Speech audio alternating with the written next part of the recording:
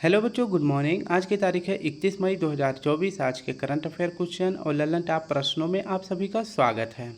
बच्चों, आप सभी से रिक्वेस्ट है कि प्लीज़ वीडियो को पूरा ज़रूर देखें। यह वीडियो हम पूरा 25 से 30 मिनट में समाप्त कर देंगे, जिसके अंतर्गत आप सभी को 31 मई के करंट अफेयर को देखने को मिलेगा, उसके साथ साथ ललन टॉप प्रश्न देखने को मिलेगा और लास्ट में हम जो है 29 मई के करंट अफेयर को भी 30 मई के करंट अफेयर को भी रिवीजन करने वाले हैं। ठीक है, तो ओवरऑल चेक किया जाए तो इसमें 60 से 65 क्वेश्चन आप सभी को 20 से 25 मिनट में देखने को मिलेगा। तो अगर मेरा प्रयास अच्छा लगे तो प्लीज़ स्टूडेंट वीडियो को ज़्यादा से ज़्यादा लाइक करें, शेयर करें और कमेंट करें। ठीक है, थोड़ी सी जल्दी बोलने का प्रयास करते हैं ताकि वीडियो बड़ी ना बने, नहीं तो इतना कंटेंट जो है कम से कम 1 घंटे लग जाता है। ठीक है, तो चलिए शुरू करते हैं। हम अपने 31 मई के दैनिक समसामयिक सभी प्रतियोगी परीक्षाओं के लिए महत्वपूर्ण प्रश्न देखते हैं। आज का हमारा पहला प्रश्न है, हाल ही में NROL 146 मिशन के तहत अगली पीढ़ी के अमेरिकी जासूसी उपग्रह की लॉन्चिंग किसने की है? तो अमेरिका का एक मिशन है जिसका नाम है NROL 146 मिशन। यह जो है क्या है, यह अमेरिका का एक जासूसी उपग्रह है। इसे किससे लॉन्च किया गया है? तो इसे लॉन्च किया गया है किस रॉकेट से? तो फाल्कन 9 रॉकेट से लॉन्च किया गया है। किस रॉकेट से? फाल्कन 9 रॉकेट से लॉन्च किया गया है। और यह रॉकेट किसका है? तो यह स्पेस एक्स कंपनी का रॉकेट है। और स्पेस एक्स कंपनी के मालिक कौन है? तो एलन मस्क जो है इस कंपनी के मालिक हैं। तो हमारा सही जवाब हो जाएगा ऑप्शन बी। NROL 146 मिशन किससे लॉन्च किया गया है? स्पेस एक्स से लॉन्च किया गया है और यह अमेरिका का जासूसी उपग्रह है। किस श्रेणी का? अगली पीढ़ी का। ठीक है, अब नेक्स्ट प्रश्न की बात करें। प्रश्न है हमारा, PSLV C57 से कौन सा रॉकेट, कौन सा मिशन लॉन्च किया गया था? इससे कौन सा मिशन लॉन्च किया गया था? GSLV F14 से कौन सा मिशन लॉन्च किया गया था? और इसके बाद PSLV C58 से कौन सा मिशन लॉन्च किया गया था? तो PSLV C57 देखिए 7 से 57 आ रहा है, तो 7 से सूर्य के लिए मिशन भेजा गया था। किसके लिए? सूर्य के लिए मिशन भेजा गया था। कौन सा मिशन भेजा गया था? आदित्य L1 मिशन भेजा गया था। जबकि GSLV F14 से जो है रॉकेट से कौन सा मिशन भेजा गया था? तो इनसैट 3DS मिशन भेजा गया था। इनसैट 3DS मिशन भेजा गया था। जबकि PSLV C58 से कौन सा मिशन भेजा गया था? तो एक्सपोसैट भेजा गया था। एक्सपोसैट मिशन भेजा गया था। ठीक है, तो ये तीनों आप सभी को याद रखना है कि किस रॉकेट से कौन सा मिशन भेजा गया था। सेकेंड प्रश्न है हमारा, हाल ही में भारतीय राष्ट्रीय अभिलेखागार के प्रवासी अभिलेखों का पहला डिजिटलीकरण कहाँ किया गया है? तो इसका सही जवाब हो जाएगा ओमान में किया गया है। तो इसका सही जवाब हो जाएगा ऑप्शन ए। इसके बारे में व्याख्या देखें तो भारतीय राष्ट्रीय अभिलेखागार के लिए पहला डिजिटलीकरण जो है किस देश में शुरू किया गया है? ओमान में शुरू किया गया है। इसके लिए डिजिटलीकरण के लिए ओमान ने कौन सा पोर्टल शुरू किया है? तो अभिलेख पटल पोर्टल। कौन सा? अभिलेख पटल पोर्टल जो है किसने शुरू किया है? तो ओमान ने शुरू किया है। किसके लिए? तो विदेशी डिजिटलीकरण का संरक्षण करने के लिए, जो कि भारत का है। ठीक है, तो हमारे सही जवाब हो जाएगा हमारे प्रश्न का ऑप्शन ए। ये आपको याद रखना है। नेक्स्ट प्रश्न की बात करें। प्रश्न है हमारा, ललन टॉप प्रश्न में है, संयुक्त अभ्यास डेजर्ट साइक्लोन 2024 किसके बीच में हुआ है? तो यह अभ्यास जो है इंडिया प्लस UAE के बीच में होता है। अब की बार इसका आयोजन कहाँ पे किया गया है? तो राजस्थान में किया गया है। हाल ही में MS स्वामीनाथन पुरस्कार से किसे सम्मानित किया गया है? तो BR कम्बोज जी को सम्मानित किया गया है। किसे? BR कम्बोज जी को सम्मानित किया गया है। नेक्स्ट है, हाल ही में हिम तेंदुआ को राष्ट्रीय प्रतीक घोषित किया है। तो हिम तेंदुआ को किस देश ने राष्ट्रीय प्रतीक घोषित किया है? तो इसका सही जवाब हो जाएगा किर्गिस्तान ने किया है। किसने किया है? तो किर्गिस्तान ने किया है। जबकि अगर पूछे यूटी में किसने किया है, यानी यूनियन टेरिटरी में किसने किया है, तो लद्दाख ने अपना राजकीय पशु किसे घोषित किया है? तो हिम तेंदुआ को घोषित किया है। तीसरा प्रश्न हमारा, हाल ही में दुनिया भर में संयुक्त राष्ट्र शांति सैनिकों का अंतर्राष्ट्रीय दिवस 2024 कब मनाया गया है? तो इसका सही जवाब हो जाएगा 29 मई को मनाया जाता है। इसको जो है उदाहरण के तौर पे समझेंगे। मान लीजिए किसी देश में जो है युद्ध होता है, जैसे अभी वर्तमान में इजराइल और फिलिस्तीनियों के बीच में युद्ध हो रहा है। तो यहाँ पे जो है शांति स्थापित करने के लिए यूएनओ के द्वारा जो सेना भेजी जाती है उसे ही बोलते हैं शांति सैनिक राष्ट्रीय, ठीक है, तो अंतर्राष्ट्रीय, ठीक है। तो अंतर्राष्ट्रीय सैनिक जो भेजे जाते हैं उनके दिवस के लिए कौन सा तिथि घोषित किया गया है, तो 29 मई की तिथि घोषित की गई है। और शांति स्थापित करने के लिए अगर पूछे कि किस देश के सबसे ज़्यादा सैनिक भेजे जाते हैं, तो हमारे इंडिया के सबसे ज़्यादा सैनिक भेजे जाते हैं, ये आपको याद रख लेना है। और इंडिया को ही यूएनओ में जो है वीटो पावर नहीं दी जा रही है। कितने दुर्भाग्य की बात है। किसी भी देश में जो है शांति स्थापित करने के मामले में सबसे ज़्यादा सैनिक कौन सा देश भेजता है, तो वह भेजता है भारत, ठीक है। तो ये आपको याद रखना है। तो शांति स्थापित करने के लिए सैनिकों का अंतर्राष्ट्रीय दिवस 2024 कब मनाया गया है, तो 29 मई को मनाया गया है। किसके द्वारा मनाया जाता है, तो संयुक्त राष्ट्र के द्वारा मनाया जाता है। तो ऑप्शन डी सही हो जाएगा। तो ये देख सकते हैं 29 मई को ही क्यों मनाया जाता है अंतर्राष्ट्रीय संयुक्त राष्ट्र दिवस, ये आपने देख लिया, ठीक है। नेक्स्ट अगर बात करें तो 28 मई को क्या मनाया जाता है, तो 28 मई को मनाया जाता है महिलाओं के स्वास्थ्य का दिवस, ठीक है। तो महिलाओं के स्वास्थ्य के लिए कौन सा दिवस मनाया जाता है, महिलाओं के स्वास्थ्य के लिए कौन सा दिवस मनाया जाता है, तो यह मनाया जाता है 28 मई को। महिलाओं के स्वास्थ्य के लिए दिवस मनाया जाता है 28 मई को मनाया जाता है, ये आपको याद रखना है। जबकि बात करें 29 मई को क्या मनाया जाता है, तो 29 मई को मनाया जाता है माउंट एवरेस्ट फतेह दिवस, ठीक है। तो माउंट एवरेस्ट फतेह दिवस कब मनाया जाता है, तो 29 मई को मनाया जाता है, ये आपको याद रखना है, ठीक है। 29 मई को ही क्यों मनाया जाता है माउंट फतेह दिवस, क्योंकि इसी दिन जो है तेंजिंग नॉर्गे, ठीक है, कौन, तेंजिंग नॉर्गे और इनके साथ साथ कौन, एडमंड हिलेरी। तो ये दो व्यक्तियों ने, एडमंड हिलेरी, ये कहाँ के हैं, तो ये न्यूजीलैंड के हैं। तो तेंजिंग नॉर्गे और एडमंड हिलेरी ने पहली बार जो है 29 मई 1953 को माउंट एवरेस्ट फतेह किया था। तो इसलिए माउंट एवरेस्ट दिवस कब मनाया जाता है, तो 29 मई को मनाया जाता है, ये आपको याद रखना है। अगर बात करें कि 15 मई को क्या मनाया जाता है, तो 15 मई को मनाया जाता है फैमिली डे। क्या मनाया जाता है, तो फैमिली डे कब मनाया जाता है, 15 मई को। जबकि 7 अगस्त को मनाया जाता है भाला फेंक दिवस। राष्ट्रीय भाला फेंक दिवस कब मनाया जाता है, तो 7 अगस्त को मनाया जाता है। नेक्स्ट हमारा है 24 मई। 24 मई को क्या मनाया जाता है, तो मैंने बताया था कि 24 मई को मरखोर दिवस मरखोर दिवस मनाया जाता है। मरखोर दिवस क्या है, एक बकरे की तरह प्रजाति होती है, उसकी संरक्षण करने के लिए 24 मई को मरखोर दिवस मनाया जाता है। 25 मई को क्या मनाया जाता है, तो 25 मई को मनाया जाता है और यह पहली बार मनाया गया है फुटबॉल दिवस। तो विश्व फुटबॉल दिवस कब मनाया जाता है, तो यह मनाया जाता है 25 मई को। यह पहली बार मनाया जाएगा 25 मई को। और जबकि 22 मई को क्या मनाया जाता है, तो 22 मई को मनाया जाता है जैव विविधता दिवस। जैव विविधता दिवस कब मनाया जाता है, तो यह 22 मई को मनाया जाता है। लास्ट प्रश्न है इसका ललन टॉप का, विश्व आर्थिक मंच के यात्रा एवं पर्यटन विकास सूचकांक में भारत को कौन सा स्थान मिला है। तो यात्रा और पर्यटन की श्रेणी में भारत को कौन सा स्थान मिला है, तो 39 स्थान मिला है। चौथा प्रश्न हमारा, हाल ही में डीआरडीओ ने हवा से सतह पर मार करने वाली मिसाइल रुद्रम 2 का सफल परीक्षण कहाँ से किया है। तो रुद्रम 2 का सफल परीक्षण कहाँ से किया है, इसका सही जवाब हो जाएगा ऑप्शन सी, उड़ीसा से किया है, ठीक है। अब इसके बारे में अगर व्याख्या देखें तो रुद्रम 2 यह क्या है, तो यह एक मिसाइल है, ठीक है। क्या है, यह एक मिसाइल है। इसका जो है सफल परीक्षण किसने किया है, तो डीआरडीओ ने किया है। किसने किया है, डीआरडीओ ने किया है। और इसकी टेस्टिंग अगर पूछे डीआरडीओ ने कहाँ से की है, तो इसकी टेस्टिंग करी है, टेस्टिंग या फिर इसकी लॉन्चिंग कहाँ से करी है, टेस्टिंग करी है चांदीपुर उड़ीसा से। कहाँ से, चांदीपुर उड़ीसा से इसकी टेस्टिंग करी है, ये आपको याद रखना है। और यह रुद्रम 2 किस प्रकार की मिसाइल है, तो यह मिसाइल है हवा से सतह में वार करने में, ठीक है। तो यह हवा से सतह में वार करने में सक्षम है।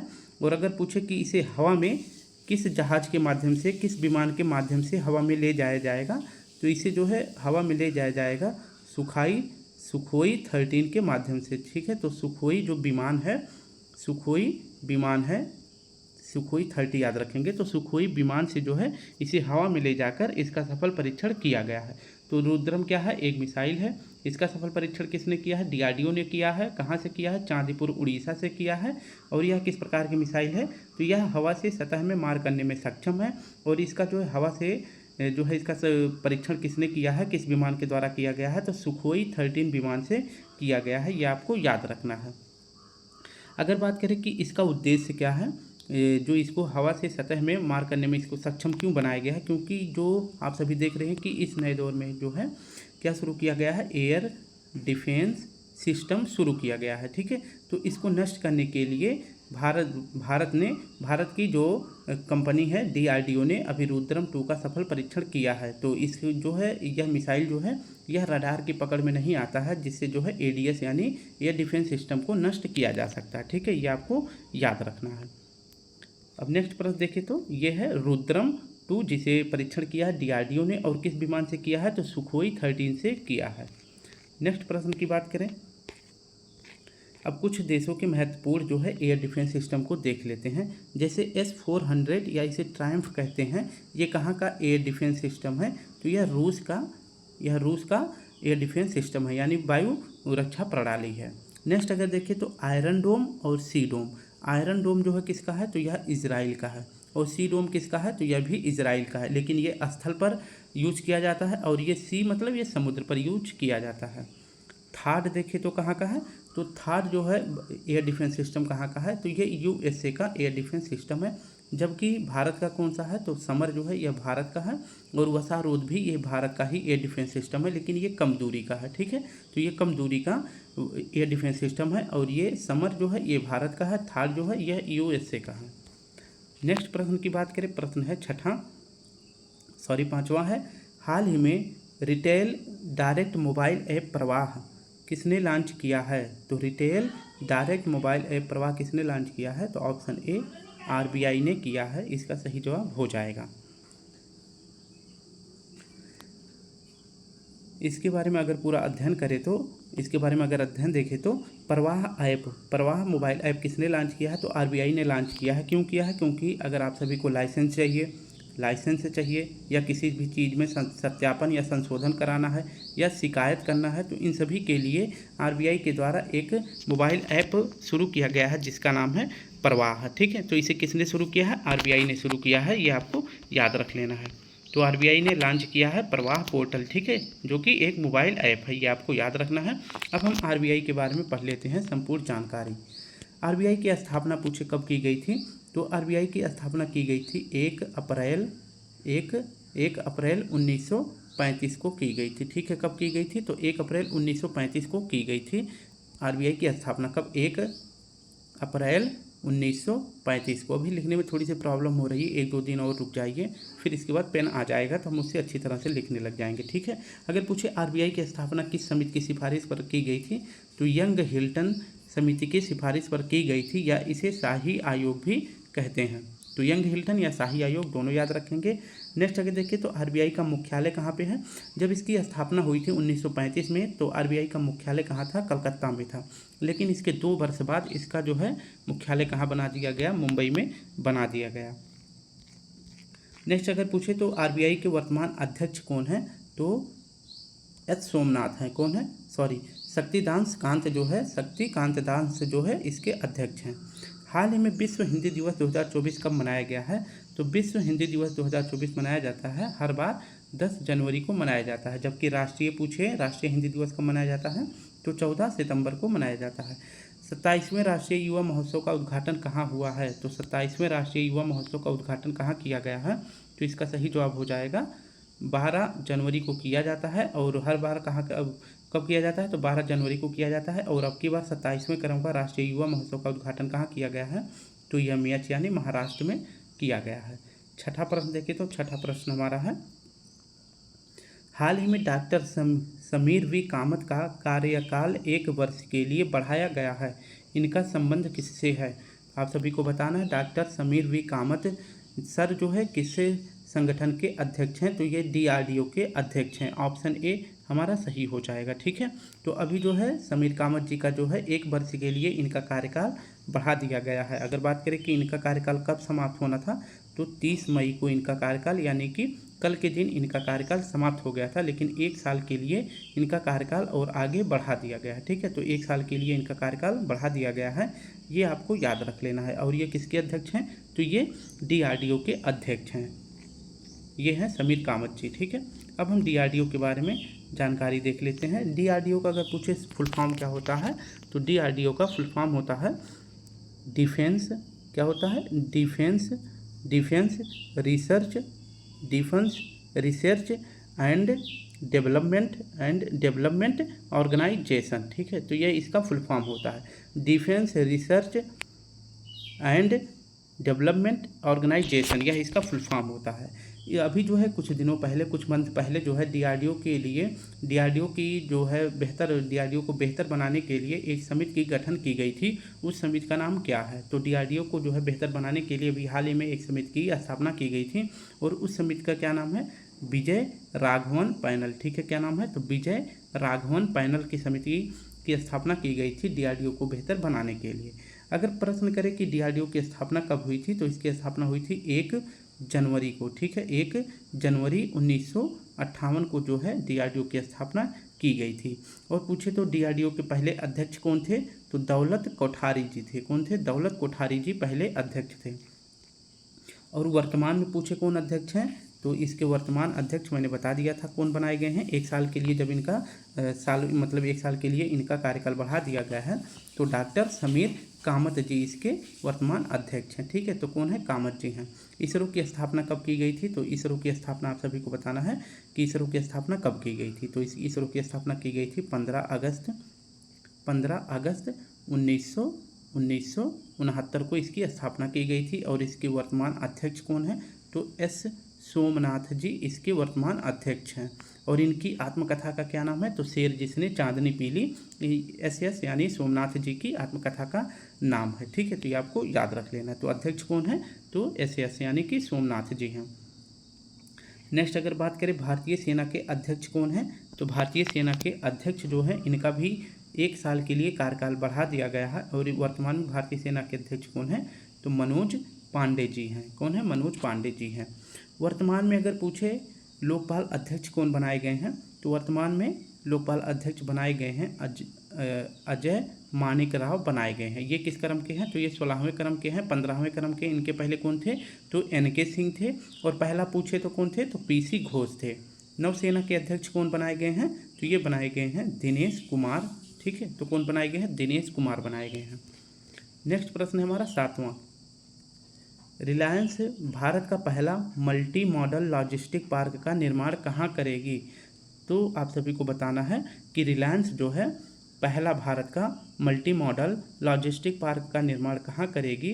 तो इसका सही जवाब क्या हो जाएगा? इसका सही जवाब हो जाएगा ऑप्शन B, चेन्नई में करने वाली है। ठीक है, तो इसके बारे में अध्ययन करें तो भारत का पहला है। ठीक है, भारत का पहला मल्टी मॉडल लॉजिस्टिक पार्क का निर्माण किया गया है। और इसका निर्माण कहाँ किया गया है? तो चेन्नई में किया गया है। चेन्नई में एक जगह है, अगर पूछे स्पेशली जगह को पूछे तो मोपड्डू है, मोपड्डू। ठीक है, तो मोपड्डू में जो है भारत का पहला मल्टी मॉडल लॉजिस्टिक पार्क का निर्माण किया गया है। किसके द्वारा? रिलायंस ग्रुप के द्वारा किया गया है। और चेन्नई मतलब तमिलनाडु में किया गया है। कहाँ पर? तमिलनाडु में किया गया है। और यहाँ से जो है इस मॉडल लॉजिस्टिक पार्क से जो है कोई सामान यानी कि कार्गो को आयात और निर्यात करने के लिए इसका निर्माण किया गया है। ठीक है, किसके द्वारा? तो रिलायंस ग्रुप के द्वारा किया गया है। कार्गो मतलब होता है कि कोई सामान जो है विदेश से आ रहा है या फिर अपने यहाँ से विदेशों में भेजना है, तो उसके लिए यह भारत का पहला लॉजिस्टिक मल्टी मॉडल पार्क का निर्माण किया गया है। तो इसका सही जवाब हो जाएगा ऑप्शन B। ये आपको याद रखना कहाँ पर खोला गया है? तो चेन्नई के पोबड्डू में खोला गया है, जो कि तमिलनाडु का जिला है। ठीक है, नेक्स्ट अगर प्रश्न की बात करें कि लैंड एडवेंचर श्रेणी में तेंजिंग नॉर्गे राष्ट्रीय साहसिक पुरस्कार 2022 किसे मिला है? तो आप सभी को बताना है किसे मिला है। तो यह मिला है सविता कंसवाल जी को। किसे मिला है? सविता कंसवाल जी को मिला है तेंजिंग नॉर्गे राष्ट्रीय पुरस्कार 2022। हाल ही में UAE ने किसे अंतर्राष्ट्रीय खेल व्यक्तित्व पुरस्कार 2023 से सम्मानित किया है? तो इन्फेंटिनो साहब को सम्मानित किया है। किसे? इन्फेंटिनो साहब को सम्मानित किया है। और इन्फेंटिनो साहब किसके अध्यक्ष हैं? तो ये फीफा के अध्यक्ष हैं। हाल ही में भारत का पहला और एशिया का 5वां डार्क स्काई पार्क की मान्यता किसे दी गई है? तो पेंच टाइगर रिजर्व को दी गई है। ठीक है, किसे? पेंच टाइगर रिजर्व को दी गई है। और ये पूछे किस राज्य में है, तो यह मध्य प्रदेश और महाराष्ट्र की सीमा पर है। ठीक है, तो ये दोनों राज्यों में स्थित है पेंच टाइगर रिजर्व। इसे भारत का पहला और एशिया का 5वां डार्क स्काई पार्क की मान्यता मिली है। 8वां प्रश्न देखिए, तो 8वां प्रश्न हमारा है, हाल ही में शैवाल की नई प्रजाति ओडोक्लेडियम सह्याद्रिकम की खोज कहाँ हुई है? तो ओडोक्लियम सह्याद्रिकम की खोज कहाँ की गई है? तो इसका सही जवाब हो जाएगा ऑप्शन डी, केरल में किया गया है। अब इसके बारे में अध्ययन करें तो ओडोक्लेडियम सह्याद्रिकम यह क्या है? तो यह एक शैवाल है। क्या है? शैवाल, यानी यह एक एल्गी है। यह आपको याद रखना है। और इसकी खोज जो है अभी पूछे कहाँ पर की गई है, तो इसकी खोज कहाँ की गई है? तो सह्याद्री से, आप सभी देख सकते हैं यहाँ पे सह्याद्री लिखा है। सह्याद्री का कहाँ के किस भाग को कहते हैं? तो पश्चिमी घाट को कहते हैं। ठीक है, सह्याद्री किसे कहते हैं? तो यह पश्चिमी घाट को कहते हैं। और पश्चिमी घाट में कहाँ पर इसकी खोज की गई है? किस राज्य में? तो केरल में इसकी खोज की गई है, आपको याद रखना है। और ये जो ओडोक्लेडियम है यह किस प्रकार का जीव है? यह द्विलिंगी स्थलीय जीव है। ठीक है, द्विलिंगी स्थलीय जीव है। इसे आप चित्र में भी देख सकते हैं। ठीक है, ये काफ़ी छोटा था, इसे जूम करके इतना बड़ा खींचा गया। ठीक है, अभी आप सभी को बताना है कि कुछ दिनों पहले जो है द्रौपदी मुर्मू जी के नाम पर एक नई खोजी जीव का नाम रखा गया था। वह किस प्रकार का जीव था? तो वह एक समुद्री शलभ था। ठीक है, तो क्या था? तो एक समुद्री शलभ था जिसका नाम जो है द्रौपदी मुर्मू जी के नाम पर रखा गया था। माधव गाडगिल समिति किसके संरक्षण के लिए बनाई गई थी? माधव गाडगिल समिति किसके संरक्षण के लिए बनाई गई थी? तो यह पश्चिमी घाट के संरक्षण के लिए बनाई गई थी। भारत का सर्वाधिक जैव विविधता वाला स्थान कौन सा है? तो भारत का जैव विविधता वाला स्थान है पश्चिमी घाट। ठीक है, यहाँ पे सबसे ज़्यादा वर्षा होती है, सूर्य से सबसे ज़्यादा रोशनी प्राप्त होती है, तो यहाँ पे सबसे ज़्यादा बारिश होती है, जिसके कारण भारत में सर्वाधिक जैव विविधता कहाँ पाई जाती है? तो पश्चिमी घाट में पाई जाती है। प्रश्न है, हाल ही में अंतर्राष्ट्रीय ऊंट महोत्सव कहाँ प्रारंभ हुआ है? तो अंतर्राष्ट्रीय ऊंट महोत्सव कहाँ प्रारंभ हुआ है? तो इसका सही जवाब हो जाएगा बीकानेर, राजस्थान में हुआ है। हाल ही में विश्व प्रसिद्ध धानु यात्रा कहाँ प्रारंभ हुआ है? तो धानु यात्रा फेस्टिवल कहाँ मनाया जाता है? तो यह ओडिशा में मनाया जाता है। 9वां प्रश्न है, हाल ही में एशियाई आर्म रेसलिंग चैंपियनशिप 2024 का आयोजन कहाँ किया गया है? तो एशियाई आर्म रेसलिंग 2024 का आयोजन किया गया है उज्बेकिस्तान में। कहाँ किया गया है? उज्बेकिस्तान में किया गया है।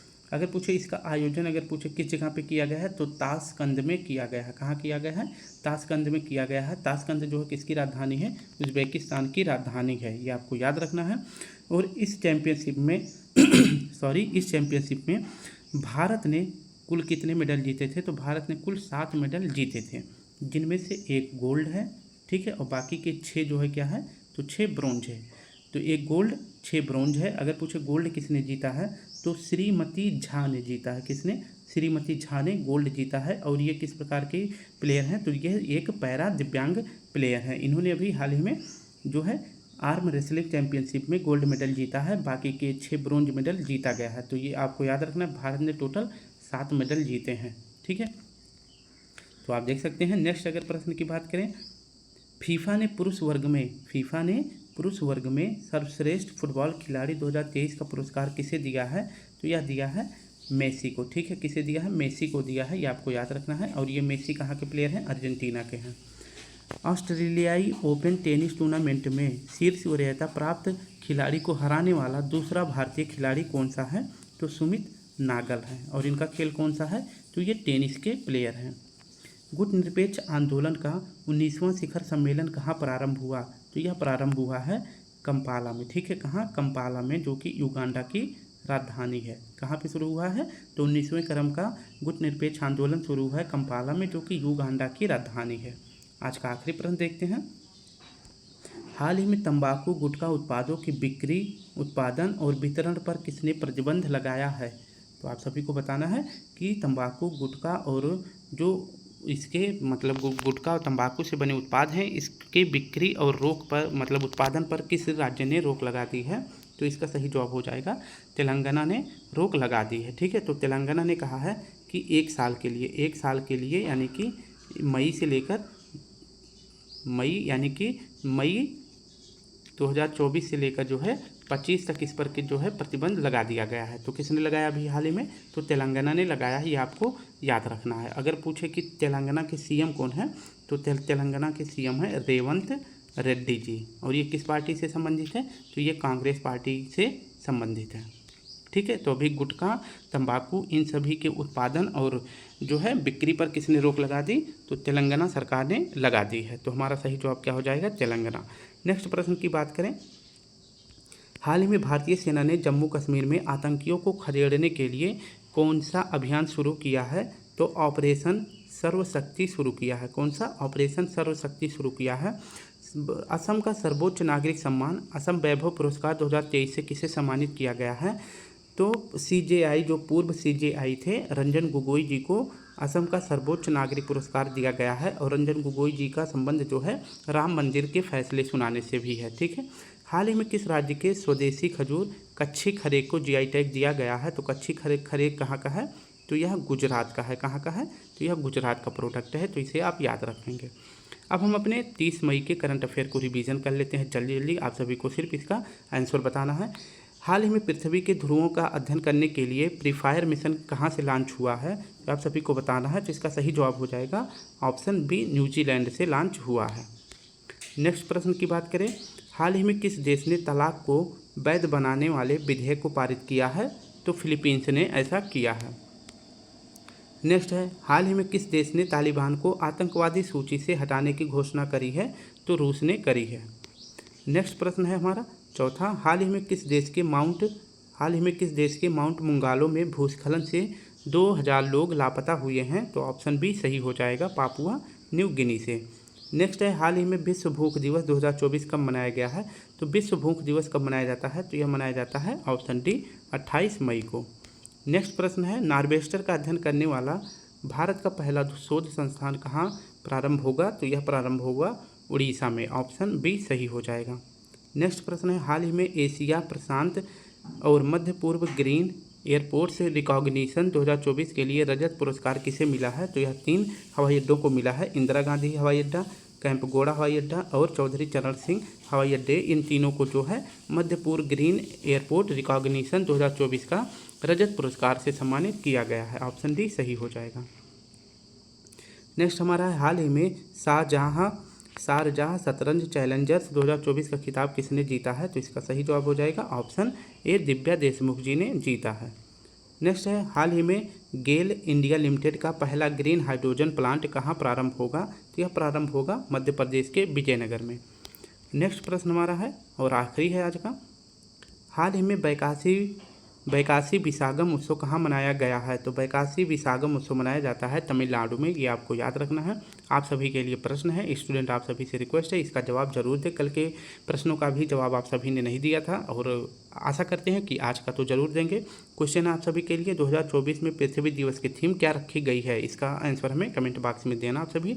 और अगर बात करें कि पृथ्वी दिवस 2024 कब मनाया जाता है, तो पृथ्वी दिवस मनाया जाता है 22 अप्रैल को। ठीक है, इसकी थीम क्या रखी गई है ये आप सभी हमें कमेंट बॉक्स में ज़रूर बताएंगे। तो स्टूडेंट 2 दिन और रुक जाइए, इसके बाद मेरा पेन आ जाएगा, मैंने ऑर्डर कर दिया है। तो फिर इसके बाद अच्छी तरह से छोटा छोटा लिखने में जो है अच्छी तरह से लिख दिया जाएगा। ठीक है, तो कोशिश करेंगे कि अच्छी तरह से लिखा जाए। तब तक के लिए आप सभी अपनी तैयारी को बेहतर करें, अच्छे से पढ़ें और जो मैंने प्रश्न पूछा है उसका कमेंट बॉक्स में जवाब जरूर दें। तो चलिए कल फिर मिलते हैं, तब तक के लिए आप सभी को प्यारा सा जय हिंद, जय भारत।